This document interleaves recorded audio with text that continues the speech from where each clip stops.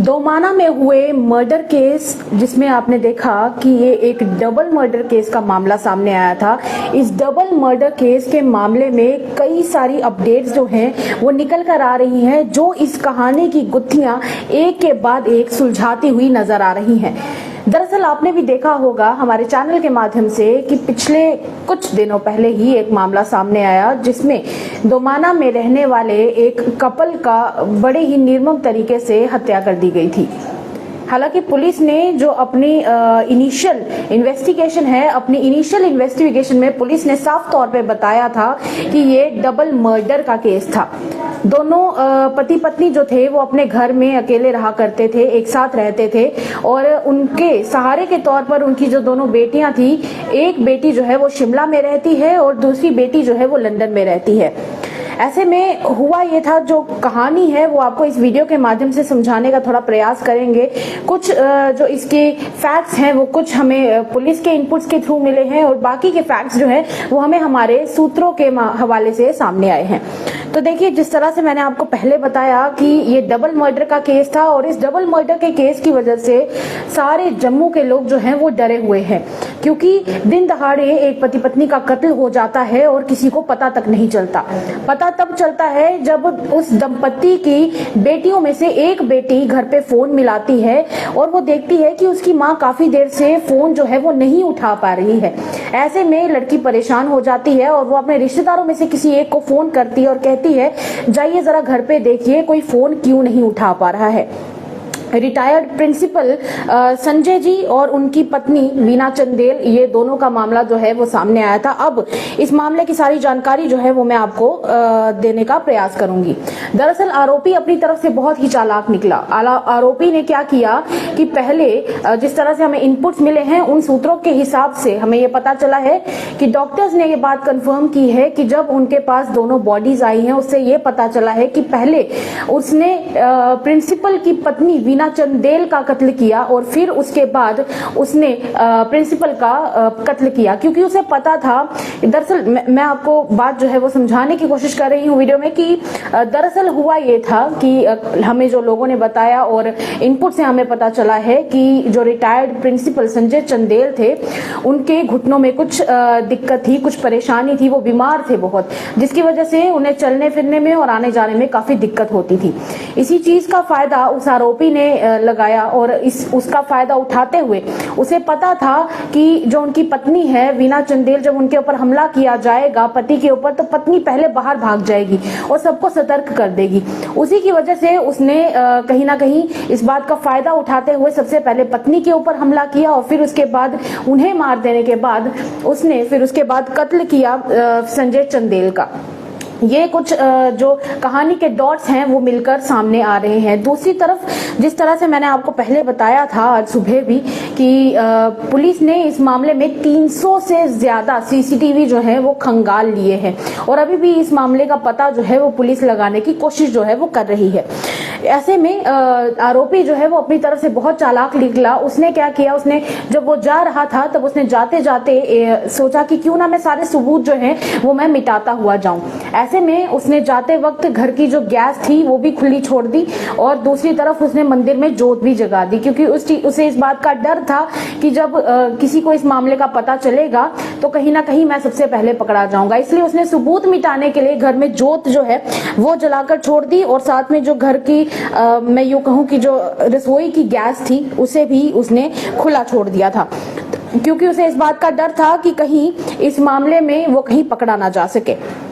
दूसरी तरफ जब अब बात करेंगे कि पता कैसे चला। अब पता इस तरह से चला कि जो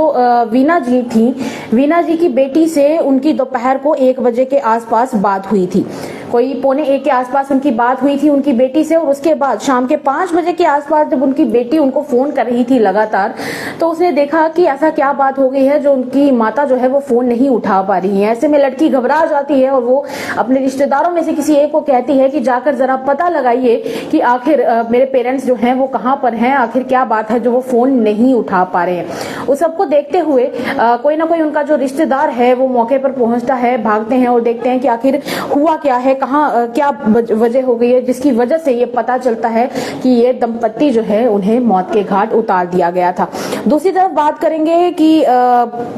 सामने इंफॉर्मेशन क्या निकल कर आई है पुलिस की तरफ से, तो पुलिस की तरफ से भी ये बताया गया है कि ये जो ऑटो चालक है इसको पकड़े जाने के लिए जगह जगह पे छापे जो हैं वो मारे जा रहे हैं और पिछले 2 दिनों में पुलिस ने दर्जन से ज्यादा लोगों से पूछताछ जो है वो कर ली हुई है। और इसी के साथ आसपास के जितने भी लोग हैं उन्होंने भी इस बारे में बताया है कि ये जो आरोपी है जिसका नाम दीपक सिंह है वो उन्हें ऑटो रिक्शा में एक जगह से दूसरी जगह से तीसरी जगह कई जगह पर उस दंपत्ति को लेकर जाया करता था। अब दूसरी तरफ जो हमें आधिकारिक सूत्रों और जो आसपास के वहां के लोग हैं, दूसरी तरफ जो उनके रिश्तेदार हैं, उनसे जो इंफॉर्मेशन मिली है वो भी मैं आपको ये बता देती हूँ। जो उनके रिश्तेदार हैं उन्होंने इस बात की जानकारी दी है कि इस ऑटो रिक्शा वाले के जो इसका ऑटो रिक्शा था उसकी डाउन पेमेंट भी इस दंपत्ति ने ही की थी। हालांकि वो अपनी तरफ से जताकर बताते नहीं थे, पर लेकिन रिश्तेदारों में काफी सारे लोगों को इस बात की नॉलेज थी और वो उस पर काफी विश्वास करते थे। वो उसे ही कहते थे कि हमें यहाँ लेकर जाओ वहां लेकर जाओ, और वो उनके घर में काफी बार आता जाता रहता था। दूसरी तरफ ये भी पता चला है कि पिछले दिनों ये जो कपल है ये लंदन जाने की तैयारी कर रहे थे, क्योंकि जिस तरह से प्रिंसिपल साहब की बात की जाए जो अब नहीं रहे हैं, तो उन्हें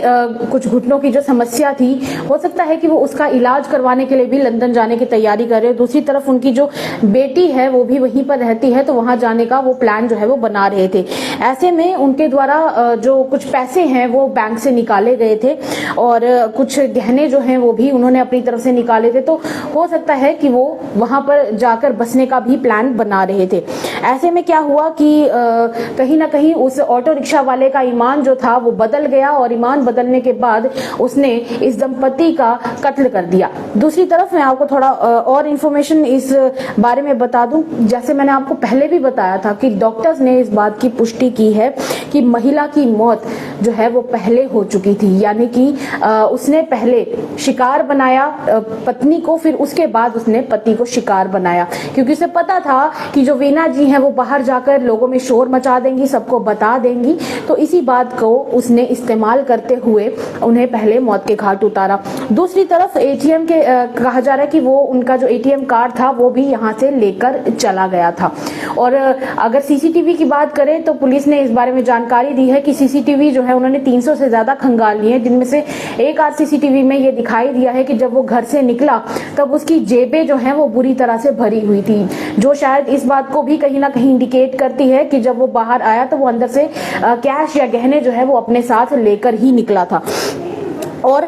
एक और जानकारी जो है वो भी सामने आई है कि उसने उस एटीएम को इस्तेमाल भी किया है जो वो अपने साथ लेकर गया था। तो जो एटीएम उसने इस्तेमाल किया है उसकी लोकेशन जो है वो भी पठानकोट के आसपास कहीं पर बताई जा रही है। जैसा हमने आपको पहले सुबह बताया था कि आसपास के राज्य जैसे पंजाब, हरियाणा जैसी शहरों में भी जो वहां की पुलिस है उनके साथ भी जम्मू कश्मीर पुलिस ने अपने कॉन्टैक्ट जो है वो बनाए हुए हैं और उनसे कहा गया है कि इस आदमी को, जिसका नाम दीपक सिंह बताया जा रहा है, उसे जल्द से जल्द ढूंढा जाए। हो सकता है कि आने वाले कुछ ही दिनों में या फिर इस हफ्ते के एंड तक जम्मू कश्मीर पुलिस जो है इस मामले की गुत्थी को सुलझा ले और इस आदमी जिसका नाम दीपक सिंह बताया जा रहा है इसे कड़ी से कड़ी सजा भी हो। पर लेकिन ये खबर है आप लोगों के लिए, हर किसी पर विश्वास ना करें, क्योंकि आजकल का जमाना वो नहीं है जब आप किसी की भलाई करेंगे तो शायद आपको भी आगे से सामने वाला भलाई जो है वो करके देगा, क्योंकि ईमान बदलते देर नहीं लगती है। सावधान रहिए, सतर्क रहिए और सुरक्षित रहिए। और इस खबर के बारे में